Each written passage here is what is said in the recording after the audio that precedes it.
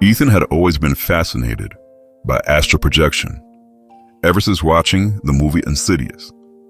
The idea of traveling outside one's body, exploring the unknown, had a haunting allure. So when he stumbled upon an old worn book titled The Astral Path, he couldn't resist buying it. The book promised techniques to safely leave one's physical form. One quiet evening, under the glow of flickering candles, Ethan decided to try. He laid on his bed, following the book's instructions. Controlled breathing, deep focus, and visualizing himself floating. Minutes stretched into an hour, and suddenly, he felt it. The strange vibration, the weightlessness with a sharp tug.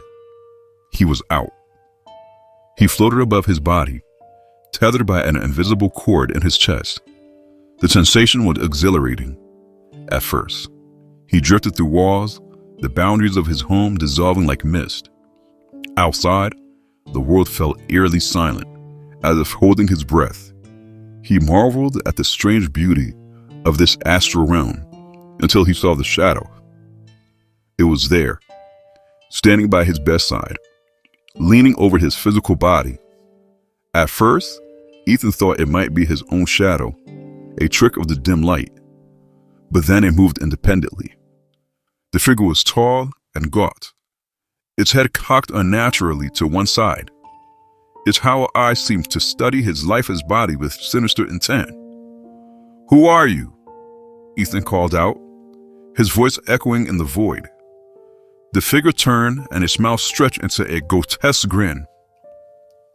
"You left the door open," it rasped.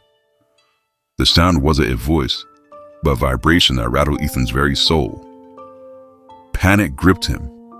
He tried to return to his body, but the tether that connected him felt thinner, weaker. The shadow took a step closer to his body, and then another. It raised a long clawed finger and touched his chest. Ethan felt a cold, suffocating pull, as if the shadow was trying to sever its connection. Desperate, Ethan lunged forward, trying to push the entity away. But his hand passed through it like smoke. He screamed, the sound reverberating in the astral plane. The entity laughed, a hollow, gurgle sound. "You think you're the first?" it hissed. "This is my own, and now, so are you."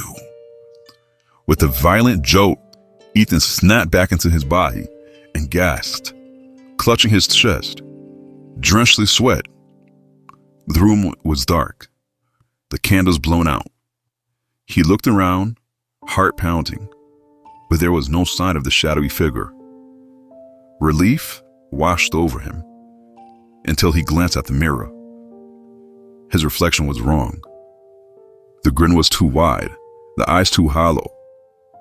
And when he tried to scream, the reflection didn't. The shadow had won. Ethan was trapped, watching helplessly from the void as they wore his face like a mask. Some doors are better left closed.